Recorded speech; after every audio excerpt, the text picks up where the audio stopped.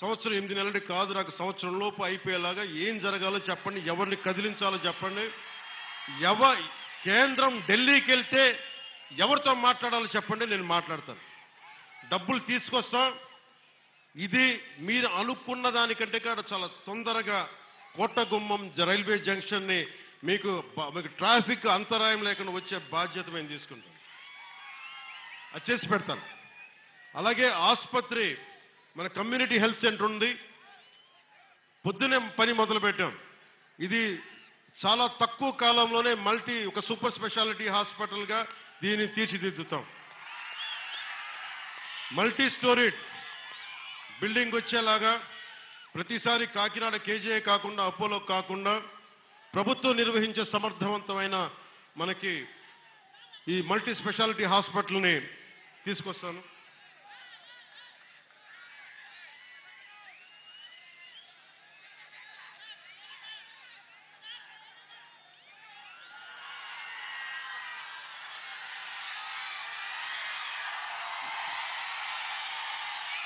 పొద్దున్నే ఉప్పాడ తీర ప్రాంతం కోతకు గురవుతా ఉందని వెళ్ళి చూసి వచ్చాం. అసలు మనకున్న ఈ సముద్ర తీరానికి సంబంధించి కేంద్ర రీసెర్చ్ ఇన్స్టిట్యూట్ ఒకటి ఉంది, వారితో కూడా సమీక్ష చేశాను.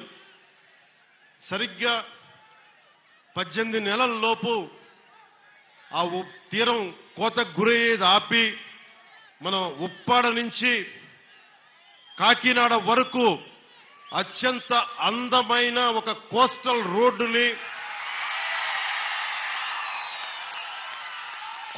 రోడ్డుతో పాటు సముద్ర కోతని ఆపడమే కాకుండా అక్కడ చాలా అద్భుతంగా టూరిజంని డెవలప్ చేసి సాయంత్రాల పూట మీరు వెళ్ళి కూర్చోవాలంటే అక్కడ కూర్చునేలాగా, యువత ఆడుకోవాలంటే ఆడుకునే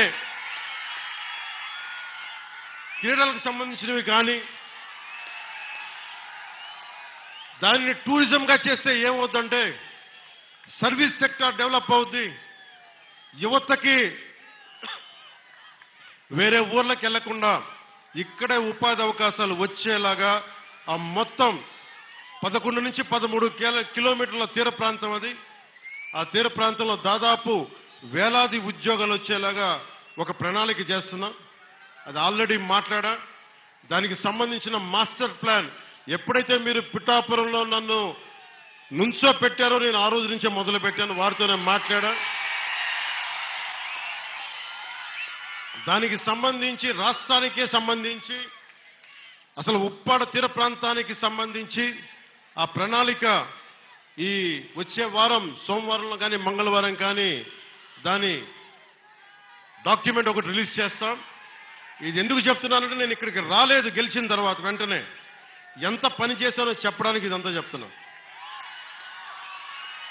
అలాగే నేను ఈ రోజున ఎంత తపన పడుతున్నారంటే కాకినాడ ఎస్సీజెడ్లో మన పిఠాపురంలో 8,000 ఎకరాలు ఉంది. ఇక్కడ పరిశ్రమలు రావాలి, మన భూములు మనకి ఎస్సీజెడ్ నిర్వాహకులకు ఇచ్చాం. అలాగే సమస్యలు ఉన్నాయి, కొన్ని భూములు కోల్పోయారు, వారికి కూడా ఈరోజు నేను ఉప ముఖ్యమంత్రి హోదాలో ఉండి మీకు చెప్తున్నాను, మీ సమస్యకి ఒక సరైన పరిష్కారం వెతికే దిశగా నేను మీతో చర్చలు జరుపుతా ఉన్నా. చర్చలు జరిపి మీకు పరిష్కారం వెతికి ఆ పరిశ్రమలో యువతకి ఉపాధి వచ్చే పరిశ్రమలను తీసుకొచ్చే బాధ్యత మన కూటమి ప్రభుత్వం తీసుకుంటుంది. మీరు ఎవరెవరినో నమ్మారు, ఈసారి నన్ను నమ్మండి, మమ్మల్ని నమ్మండి అని నేను అడిగినా, చంద్రబాబు గారు అడిగినా, నరేంద్ర మోదీ గారు అడిగినా మీరు నమ్మారు. మీరిచ్చిన నమ్మకాన్ని మేము వమ్ము చెయ్యం. 10 సార్లు నేను వెళ్ళి సభలు పెట్టాను, చెప్పను, బిడ్డ పోయింది తీసుకొచ్చి తల్లికి అప్పచెప్తాను. సమస్యలు రోడ్లు లేవు, రోడ్లు వేయిస్తాం. సెరికల్చర్ కావాలి, సెరికల్చర్ తీసుకొస్తాం ఇక్కడికి, మనకి కూర్చోబెట్టి రీలింగ్ సెంటర్ కానీ. అలాగే మనకి ఇన్ని సంవత్సరాలు మనకి ఉప్పాడ తీర ప్రాంతాన్ని ఎవరు సమస్యను తీర్చలేకపోయారు. కానీ దీన్ని వర్మ గారు కృషి చేశారు, మిగతా ఎవరు కృషి చేసినా దీన్ని చాలా డిపార్ట్మెంట్స్ కదిలించాలి. మీరిచ్చిన 164 మన అసెంబ్లీ స్థానాలు, 21 పార్లమెంటు ఎంత బలం ఇచ్చింది ఆంధ్రప్రదేశ్ కంటే. ఎల్లి మనం ఒక మాట, మేము ఆంధ్రప్రదేశ్ నుంచి వచ్చాం, తెలుగుదేశం, జనసేన, భారతీయ జనతా పార్టీ కూటమి ప్రతినిధులు అంటే ఒక్కొక్క కేంద్ర నాయకత్వం, మంత్రి మీకేం కావాలో చెప్పండి, మేము ఎలా చేయాలో చెప్పండి, మాకు అంత గుండెలు ఎత్తుకొని ఉన్నారు. మనకి గుండెలు ఓపెన్ చేసి మరి మాట్లాడుతా ఉన్నారు. ఇలాంటి సువర్ణ అవకాశాన్ని మీరు మాకు ఇచ్చినందుకు, మీరు ఈ ఎన్నికలకే కాదు కనీసం ఒక దశాబ్దంన్నర మీరు మమ్మల్ని గుండెలు పెట్టుకునేలా పాలిస్తాం. మీకోసం గుండెల్లో పెట్టుకునేలాగా.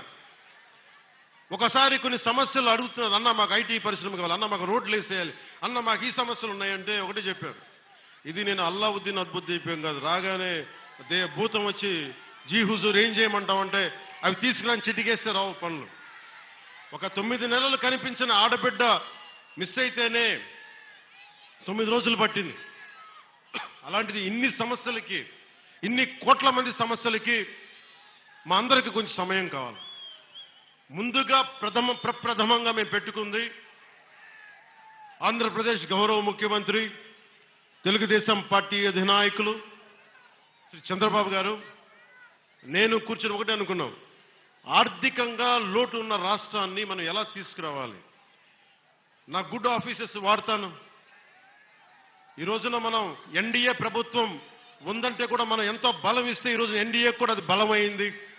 ఇవన్నీ పెట్టుకొని ఆంధ్రప్రదేశ్కి నిధులు తీసుకొచ్చే బాధ్యత గౌరవ ముఖ్యమంత్రి చంద్రబాబు నాయుడు గారు, అలాగే మీ గుండెల్లో ఉండే నేను దీని బాధ్యత ముందుకు తీసుకెళ్తాను. మీరు గుండెల్లో పెట్టుకుంటే దశాబ్దం పాటు ఏ పదవి లేకుండా నడిపించేశారు. మీరు ఎంత శక్తివంతులు నాకు అర్థమైంది. ఏ మూలకెళ్ళిన యువత సీఎం అని అరుస్తుంటే చాలాసార్లు అరిచేవాళ్ళు. ఇక్కడే కదా అరిచింది మొదట, ఇక్కడేనా?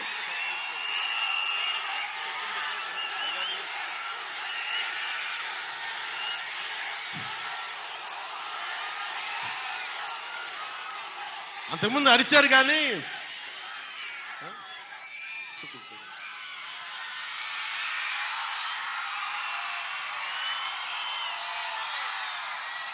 అప్పుడు ఇంకా కూటమిని పూర్తి స్థాయిలో అనౌన్స్ చేయలేదనుకోండి, మీరు సీఎం అంటుంటే సరే మీరు కోరుకుంటే అలా జరుగుతాను. కానీ పురోహితిగా తల్లి ఏం చెప్పిందంటే, నాన్న సీఎం కాదు కానీ నువ్వు డిప్యూటీ సీఎం అవుదు కానీ నా మాటను.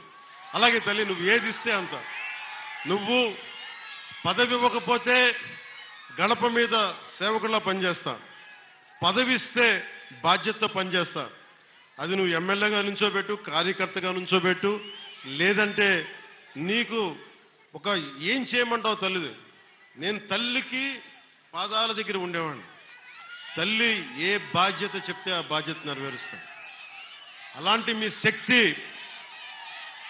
ఈ రోజున మీరు అనుకున్న శక్తి డిప్యూటీ సీఎంగా చేసింది. ఇది అందరూ అడుగుతున్నారు, ఎలా ఉంది డిప్యూటీ సీఎం అయితంటే. నాకు రెండు తెలియదు, నాకు అపజయం తెలియదు, విజయం తెలియదు.